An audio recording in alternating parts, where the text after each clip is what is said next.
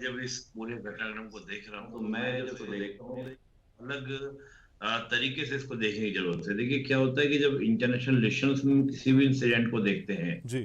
तो उसमें ये देखना होता है कि इस इंसिडेंट से कौन पार्टी है, कौन स्टेक होल्डर है जो लाभ लेने वाला है और किसको हानि हुई है। हम्म। अगर इसमें हानि है तो कश्मीर के लोगों को हानि हुई है, जहां बिल्कुल। 2 करोड़ 35 लाख पिछले साल वहां पर टूरिस्ट गए थे। इस बार क्या है, वो संख्या कम करने का प्रयास पाकिस्तान के द्वारा इस घटना के माध्यम से भारत में एक सांप्रदायिक तनाव बनाने का प्रयास। हम्म। और देखिए लगातार पाकिस्तान अब से नहीं, आपने देखो पिछले दिनों 15-20 दिन पहले की बात है कि पाकिस्तान के सैनिकों ने एलओसी भी क्रॉस करने, सैनिकों की मैं बात कर रहा हूँ, बात टेररिस्ट की नहीं, सैनिकों ने एलओसी भी क्रॉस करने का प्रयास किया था।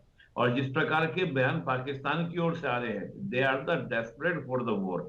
रीजन कि पाकिस्तान अपनी अंदरूनी समस्याओं से ध्यान भटकाने के लिए एक वॉर चाह रहा है जो एक स्मॉल स्केल, ना no no not a long scale, यानी कि आपको वाइड स्केल में नहीं, स्मॉल स्केल एक वॉर चाहता है, जी। ताकि पाकिस्तान की जनता को वो एकजुट कर सके। हम्म। खास तौर से बलूचिस्तान और खैबर पख्तूनख्वा में जिस प्रकार की आजादी की मुहिम चल रही है, उस आवाज को वो दबा सके on the base of the war. एक तो पाकिस्तान का अंदरूनी, दूसरा मैं इसका पक्ष देख रहा हूँ चीन की ओर से, हम्म। कि चीन भी चाहता है कि भारत में जिस प्रकार का इन्वेस्टमेंट का माहौल बना है हम्म। आफ्टर द टेलीफोन, हम्म। वो इन्वेस्टमेंट का माहौल खराब हो, ताकि भारत में एक डेवलपमेंट ना हो पाए। ये तो इसके एक बाहरी अपने में आवरण दिख रहा है। अभी आप जो बात कह रहे हैं, हम्म। निश्चित रूप से पाकिस्तान में पैनिक है। हम्म। जैसे आपने इंडस रिवर का पानी बंद किया, देखिए इंडस रिवर के पानी को जो सस्पेंड करना, हम्म। इसमें 2-3 बातें हैं। थोड़ा सा इसमें टेक्निकलिटी ये है, एक तुमने ये कहा है कि हम्म। पहले हम क्या करते थे कि इंडस वाटर का जो डेटा हुआ करता था, हम्म। जैसे हम पानी में कितना छोड़ रहे हैं, कितना नहीं छोड़ेंगे, कितना कम कितना ज्यादा, वो डाटा हम दिया करते थे।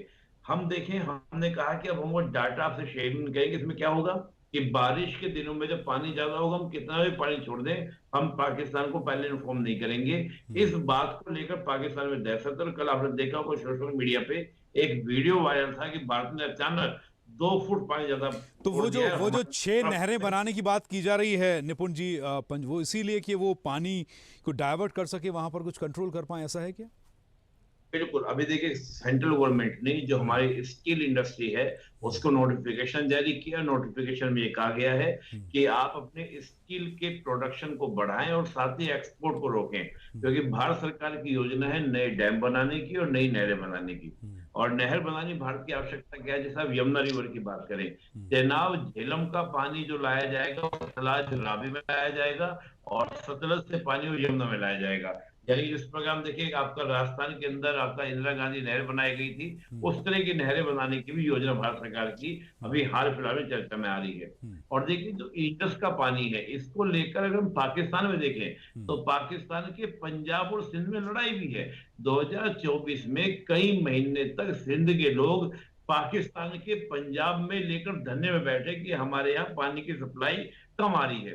तो वहां ऑलरेडी ही पानी का जंग है, और सिंध में लेकर इस जी। बात का बड़ा पैनिक है। और आपको याद होगा बिलावल भुट्टो जो है, वो बिलबिला रहा था जाकर सिंध, आपका सिंध वाले एरिया में और सिंधु रिवर के पास जाकर, कि अगर पानी रोका तो उनका खून बहेगा। ये दिखाता है कि सिंध के लोगों में बहुत ज्यादा पैनिक है। और देखिए जो जिस प्रकार से पाकिस्तान का रेडिकलिज्म हुआ है, हालांकि रेडिकलिज्म के बेस पर ही पाकिस्तान का निर्माण हुआ था, लेकिन बाद में भी हम देखें तो जो रेडिकलिज्म हुआ है वो ये दिखाता है कि वो आज भी 1946 की सोच में है।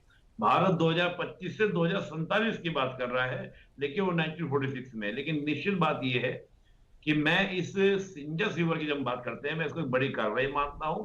हालांकि ये कार्रवाई अभी पर्याप्त नहीं है, कार्रवाई और भी आगे होनी है। और मैं कंफर्म कहता हूं कि निश्चित रूप से एक बड़ी कार्रवाई भारत सरकार करने वाली है। ऑलरेडी आप देख रहे हैं कि जिस तरह से कह दिया गया है कि किसी भी तरह का जो एयर हमारे जो फोर्सेस है उनका जो लाइव टेलीकास्ट है वो कोई नहीं दिखाएगा। क्या योजना बन रही है, क्या हो रहा है, किसी को कोई खबर नहीं है। इसराइल की ओर से जो एयरक्राफ्ट आए वो किस प्रकार के मिसाइल्स लेकर आए, बहुत सारी बातें ऐसी हैं जो पब्लिक डोमेन में नहीं आने दी जा रही है। इसका मतलब एक बड़ी योजना की तैयारी है जो हमारी फोर्सेस के द्वारा पाकिस्तान पर बहुत सारे इसमें ऑब्स्टिकल्स हैं, चाहे तो वो पाकिस्तान के जो आर्मी के स्टोरेज हैं, चाहे आपको वेपन के हों, उनके ऑयल टैंकर्स हों, सब उनको डिस्ट्रॉय किया जाएगा।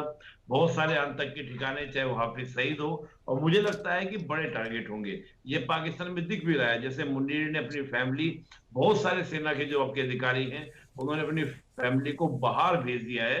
तो दिख रहा है कि इसका तो पाकिस्तान जान रहा है। एलओसी पे जो बॉर्डर पर उन्होंने अपनी फोर्सेस पोस्टेड की है।